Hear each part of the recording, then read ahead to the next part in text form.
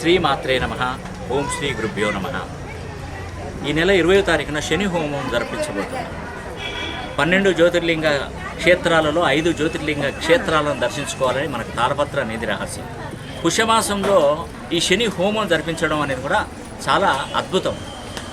30 సంవత్సరాల తర్వాత శనీశ్వరుడు కుంభరాశిలోకి ప్రవేశించాడు.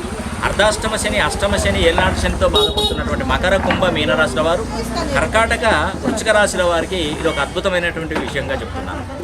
ఇక నుండి నేను శని శంగనాపూర్కి వెళ్ళి శని భగవాను అనుగ్రహం పొంది మరి 20వ తారీఖున శని హోమం తలపెడుతున్నాము, దానికి మీ అనుమతిని ప్రసాదించాయా అని చెప్పేసి ఆ శనీశ్వరుణ్ణి నేను వేడుకొని మీ తరపున వకాలతో పుచ్చుకొని 20వ తారీఖున శని హోమం జరిపిస్తున్నాను.